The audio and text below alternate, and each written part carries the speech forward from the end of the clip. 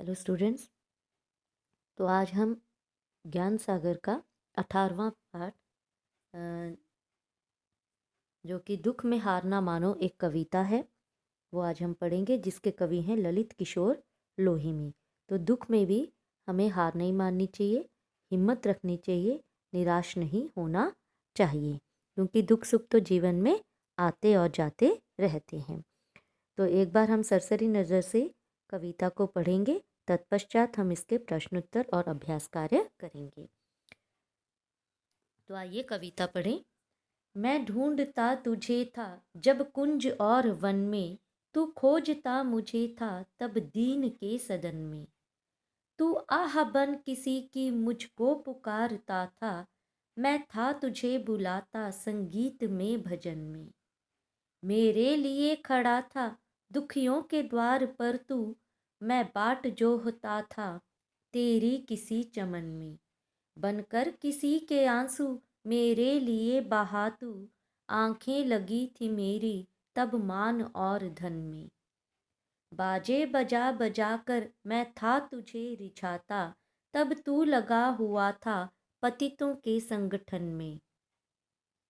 बेबस गिरे हुओं के तू बीच में खड़ा था, मैं स्वर्ग देखता था झुकता कहाँ चरण में।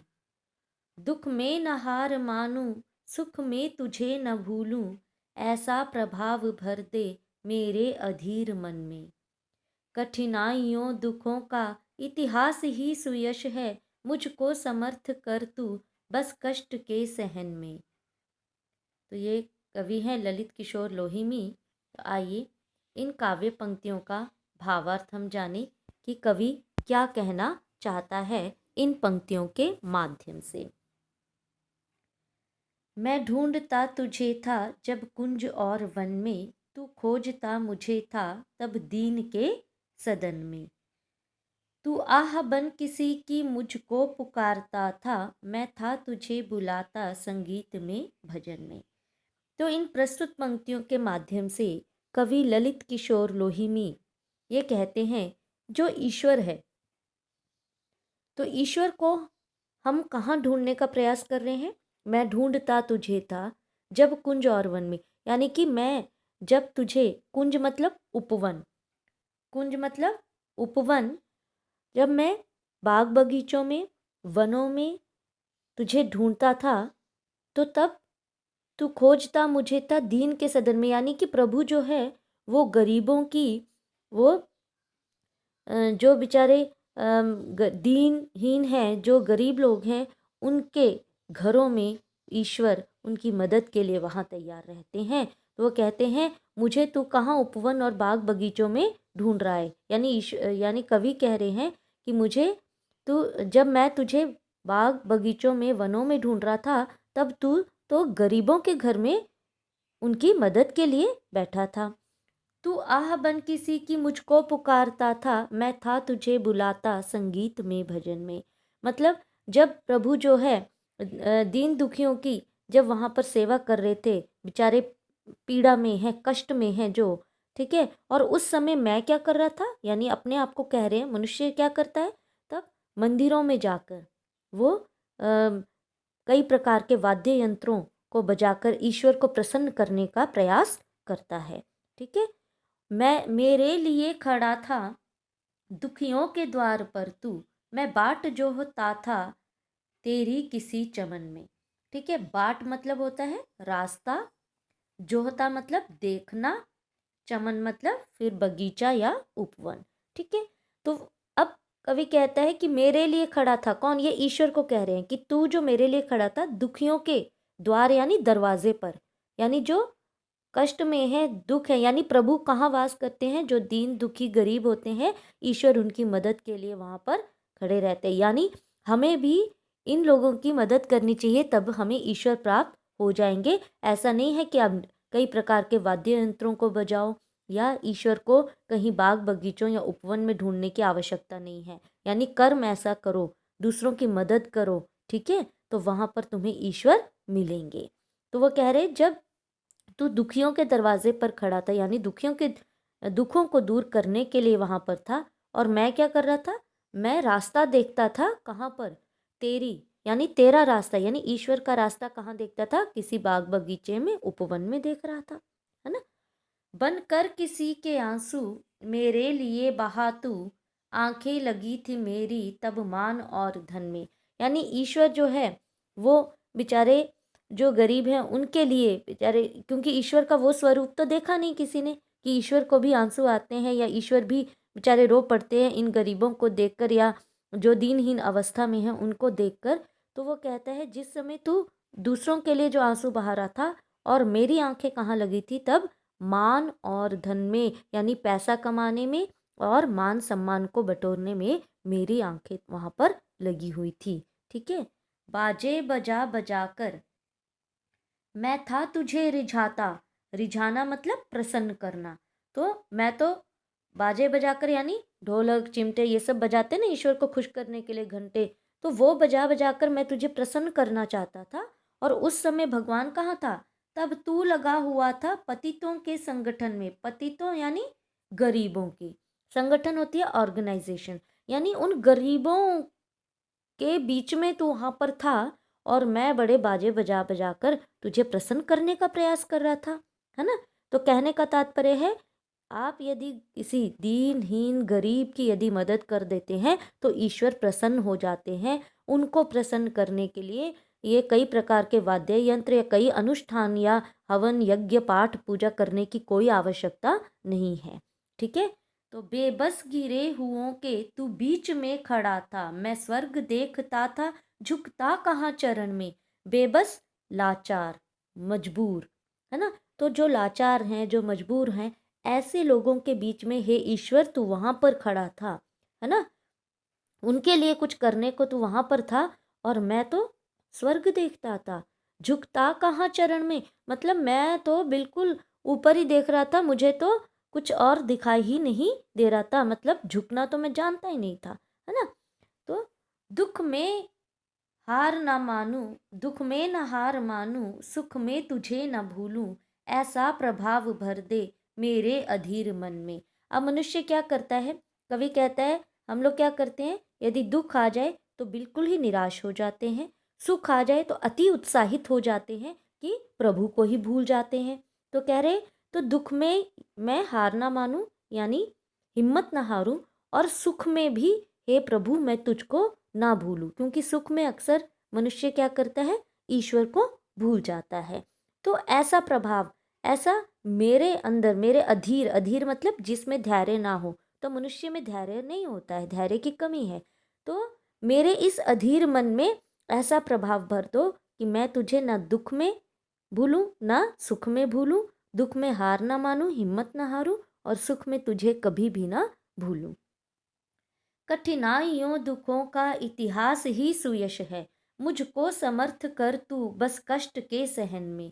तो अब कवि इन पंक्तियों के माध्यम से ये कहना चाहता है कि यदि हम इतिहास के पन्नों को खोलकर देखें तो जितने भी ये सुयश मतलब सुकीर्ति होती है ना, जिन्होंने भी ये मान सम्मान या प्रतिष्ठा प्राप्त की है, तो उनके रास्तों में बहुत कठिनाइयाँ आई हैं, बहुत दुख आए हैं। उन कठिनाइयों और दुखों को पार करते हुए उन्होंने ये सब हासिल किया था। तो वो कह रहे हैं कि कोई बात नहीं, मुझको समर्थ यानी योग्य कर तू बस कष्ट के सहन में, यानी कि कवि कहना चाहता है कि उसको ये जो कठिनाइयाँ और दुख है ना, इसके बाद एक उज्जवल भविष्य उसको दिखता है ना इन कठिनाइयों और दुखों में। इसलिए अब वो कह रहा है कि कोई बात नहीं, मुझे कठिनाइयाँ और दुख ईश्वर आप देते हैं तो उसको सहन करने की हिम्मत भी मुझ में दे, है ना। तो ये ईश्वर से वो चाहते हैं। तो प्रस्तुत पंक्तियाँ जो है ये ललित किशोर लोहिमी द्वारा जो रचित है ये कविता। ठीक है।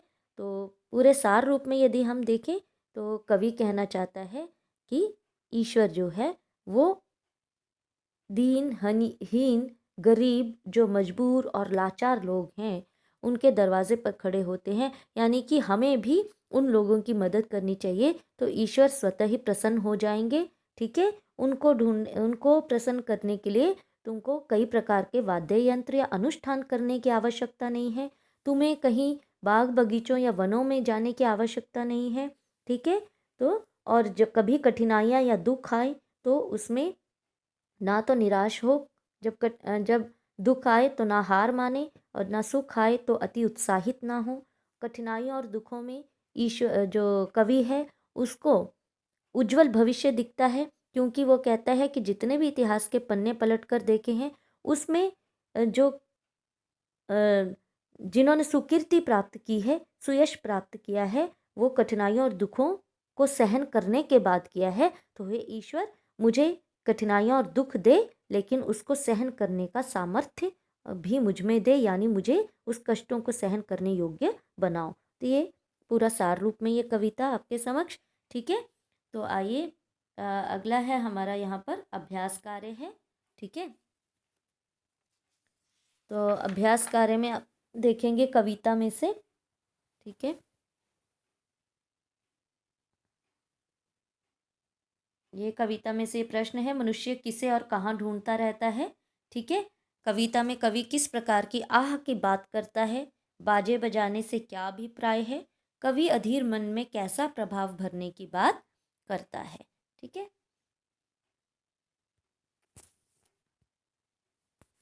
तो देखिए पहले प्रश्न का उत्तर है मनुष्य ईश्वर को मंदिरों, वनों और कुंजों में ढूंढता रहता है।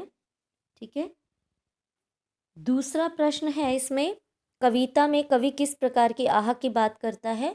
तो कविता में कवि गरीबों और मजलूमों, तो यहाँ आप लिख सकते हैं कविता में कवि गरीबों और मजबूरों, ठीक है, या मजबूर या लाचार, ठीक है, गरीब और लाचार के मुख से निकलने वाले, ठीक है, गरीबों और लाचारों के मुख से निकलने वाले पीड़ापूर्ण शब्द आह की बात कर रहे हैं। ठीक है, ये इसकी जगह आप वो लिख सकते हैं मजबूर, ठीक है, या लाचार। अच्छा, तीसरा है बाजे बजाने से क्या अभिप्राय है। बाजे बजाने से कवि का अभिप्राय धार्मिक अनुष्ठानों में ईश्वर को रिझाने के लिए नाना प्रकार के वाद्य यंत्रों के माध्यम से मंत्रोच्चार करना है, यानी कि मंत्रों का उच्चारण करते हैं ना बड़े बाजे बजा बजा कर, तो उसकी ज़रूरत नहीं होती है। चौथा प्रश्न का उत्तर है, कवि अधीर मन में कैसा प्रभाव भरने की बात करता है। कवि करबद्ध होकर, यानी हाथ जोड़कर ईश्वर से प्रार्थना करते हैं कि उनके मन में ईश्वर ऐसा प्रभाव भर दे कि सुख में न ही वे अति उत्साहित हों और दुख में न ही हार मान जाएं। सुख दुख दोनों ही स्थिति में वे सदा ईश्वर का स्मरण करते रहें। ठीक है, पांचवा प्रश्न यहाँ पर आप देखेंगे, पांचवा प्रश्न है, ये है कवि के दिए गए अंश कविता के दिए गए अंश को पढ़कर, ठीक है, प्रश्नों के उत्तर लिखे। देखो यहाँ पर जो ये दिया गया, बनकर किसी के आंसू मेरे लिए बहा तू, आंखें लगी थी मेरी तब मान और धन में, बाजे बजा बजा कर मैं था तुझे रिझाता, तब तू लगा हुआ था पतितों के संगठन में, बेबस गिरे हुओं के तू बीच में खड़ा था, मैं स्वर्ग देखता था झुकता कहाँ चरण में। तो कवि ईश्वर द्वारा किसी के आंसू बनकर बहने वाले रूप को क्यों नहीं देख पाया, ये भी आपने नोटबुक में करना है प्रश्न 5 तक। तो इसके उत्तर भी ये देखिए, पांचवें प्रश्न का उत्तर है पहले क का, है ना। तो कवि ईश्वर द्वारा किसी के आंसू बनकर बहाने वाले रूप को नहीं देख पाया, क्योंकि कवि ईश्वर की खोज मंदिरों, वनों और कुंजों में कर रहा था। ठीक है, दूसरा प्रश्न यहाँ था, ख कवि ने ईश्वर को किस प्रकार रिझाने का प्रयत्न किया। तो ख का उत्तर है यहाँ पर, कवि ने ईश्वर को रिझाने के लिए नाना प्रकार के वाद्य यंत्रों के माध्यम से मंत्रोच्चार किया। बेबस और गिरे हुओं से क्या तात्पर्य है, यह ग है, ग प्रश्न का उत्तर है। बेबस और गिरे हुओं के कवि का हुओं से कवि का तात्पर्य समाज के उन गरीब वर्ग के लोगों से है जो दीनहीन, यहाँ पर क्या लिखेंगे आप, हीन कर लेंगे, दीन के बाद हीन, ही न करेंगे, हीन अवस्था में जीवन व्यतीत करते हैं। घ है, ईश्वर को प्राप्त करने के लिए क्या करना चाहिए। तो ईश्वर को प्राप्त करने के लिए हमें मानव सेवा करनी चाहिए, क्योंकि मानव सेवा ही माधव सेवा है, यानी ईश्वर की सेवा है। स्वर्ग देखने के भाव को स्पष्ट कीजिए। तो स्वर्ग देखने का भाव यह है कि सदा ऊपर ही देखते रहना, ठीक है, यानी अभिमान में रहना।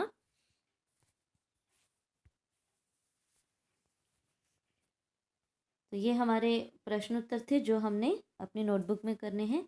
अगला है बातचीत के लिए, ठीक है। तो बातचीत के लिए, जब ईश्वर दीनों के यहाँ निवास करते हैं तो फिर मंदिर में पूजा करने का अभिप्राय स्पष्ट कीजिए, ठीक है। और फिर इसी में दूसरा प्रश्न है, कवि ईश्वर से कष्ट सहने का वरदान मांगता है, उन्हें दूर करने का नहीं, कारण पर चर्चा कीजिए।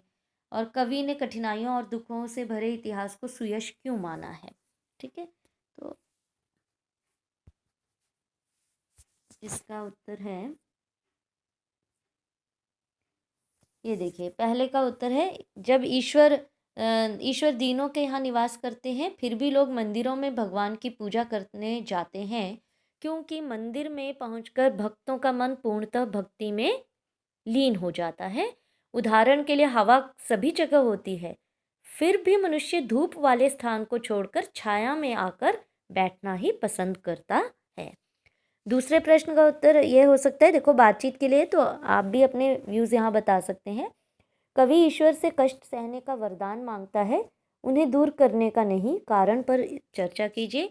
तो देखो, जीवन है तो कष्ट आएगा ही आएगा, इस सच्चाई से कवि परिचित हो चुके हैं, इसलिए वे ईश्वर से कष्ट दूर करने की प्रार्थना नहीं करते, बल्कि कष्टों से लड़ सकने की शक्ति की याचना करते हैं। याचना यानी प्रार्थना ही होती है। कवि ने कठिनाइयों और दुखों से भरे इतिहास को सुयश क्यों माना है? तो देखो, तीसरे प्रश्न का उत्तर, देखो कई बार ये प्रश्न उत्तर आ भी जाते हैं एग्जाम में, तो ये भी पता होने चाहिए। इतिहास इस बात का प्रमाण प्रस्तुत करता है कि जितने लोगों ने भी इतिहास के पन्नों पर अपनी सुकीर्ति लिपिबद्ध की है, उनका जीवन कठिनाइयों और दुखों से भरा रहा है। तो कवि को कठिनाइयों और दुखों में उज्जवल भविष्य की छाया दिखती है ना। इसीलिए वो कहता है, कोई बात नहीं, मुझे कठिनाई और दुख ही दो, ठीक है। अगला है आपका अनुमान और कल्पना के प्रश्न। तो यहाँ पर पहला प्रश्न अनुमान और कल्पना का है, अगर आपको सुख साधन भरे जीवन और परोपकारी जीवन में से एक को चुनना पड़े तो आप किस जीवन को चुनेंगे और क्यों? तो ये आपका अपना उत्तर हो सकता है, क्योंकि अनुमान और कल्पना के प्रश्न है। अगर मुझे सुख साधन और परोपकारी जीवन में से किसी एक को चुनना पड़े तो मैं सुख साधन वाली ज़िंदगी चुनना पसंद करूँगा या करूँगी, क्योंकि जब मेरे पास सुख साधन और सुविधाएं भरपूर मात्रा में होंगी तो मैं दूसरों की मदद बड़ी आसानी से कर सकता हूँ या कर सकती हूँ, और इस तरह मेरा जीवन भी परोपकारी जीवन हो जाएगा। मैं दोनों तरफ से दोहरी खुशी पा सकता हूँ या पा सकती हूँ, है ना मज़ेदार बात। दूसरा है, कल्पना कीजिए कि ईश्वर आपके समक्ष खड़े हैं, आप उनसे क्या वरदान मांगेंगे? यदि मेरे समक्ष ईश्वर खड़े हैं तो मैं उनसे चिर युवावस्था की कामना करते हुए सर्वगुण संपन्न होने का वरदान मांगूंगा या मांगूंगी, और अपना सारा जीवन मानव सेवा में लगाऊंगी या लगाऊंगा, है ना। तो ये आपका अपना हो सकता है वरदान। कई बड़ी गाड़ी मांगते हैं, कई धन मांगते हैं, है ना, कई कुछ मांगते हैं, तो अपना अपना वरदान है, प्रभु खुश होकर दे ही देंगे। अच्छा, भाषा की बात पर यदि हम आए तो यहाँ मैंने पहले से इसको कर रखा है। भाषा की बात में आप देखेंगे, कविता में से कोई 4 शब्द लिखिए जिनमें अनुस्वार और अनुनासिक का प्रयोग हुआ हो। तो ये 4 शब्द यहाँ लिख दिए गए हैं, कुंज, आंसू, संगीत, ढूंढता। ये अनुनासिक वाले शब्द हैं, ये अनुस्वार वाले शब्द हैं। अनुस्वार यानी बिंदु, अनुनासिक यानी चंद्र बिंदु। अच्छा, शब्दों के समानार्थी शब्दों का मिलान कीजिए, है ना। तो वन, वन का क्या है? अरण्य, चमन, उपवन, मान, सम्मान, संगठन, एकत्र, यश, प्रसिद्धि, ठीक है। अच्छा, जीवन मूल्य के प्रश्न, ये तो इम्पोर्टेंट होते हैं। कविता में बताया गया है कि धन दौलत और ऐश्वर्य पाकर लोग अभिमानी बन जाते हैं और रिश्ते नाते, यहाँ तक कि ईश्वर को भी भूल जाते हैं। तो पहला प्रश्न है इसमें, अभिमान रिश्तों की मिठास को समाप्त कर देता है, कैसे? अभिमान यानी घमंड। और दूसरा है अभिमान तथा स्वाभिमान में लेश मात्र अंतर है, स्पष्ट कीजिए। अभिमान और स्वाभिमान में थोड़ा सा ही अंतर है, इसको स्पष्ट करेंगे तो देखिए, पहला प्रश्न था अभिमान रिश्तों की मिठास को समाप्त कर देता है, कैसे? देखो, में मू- अ, रिश्तों की मधुरता के मूल में कोमल भावनाएं छिपी होती हैं, न कि अभिमान और धन दौलत। जब रिश्तों में सहिष्णुता का लोप होकर, सहिष्णुता सहन शक्ति का लोप यानी कहीं पर गुम हो जाती है, सहन शक्ति ही नहीं रहती है, अभिमान आ जाए, तब रिश्तों की मिठास शून्य हो जाती है। ठीक है, तो उन रिश्तों में मिठास नहीं रहती है ना। अच्छा, दूसरा प्रश्न इसमें था अभिमान तथा स्वाभिमान में लेश मात्र अंतर है, स्पष्ट कीजिए। बिल्कुल अंतर है।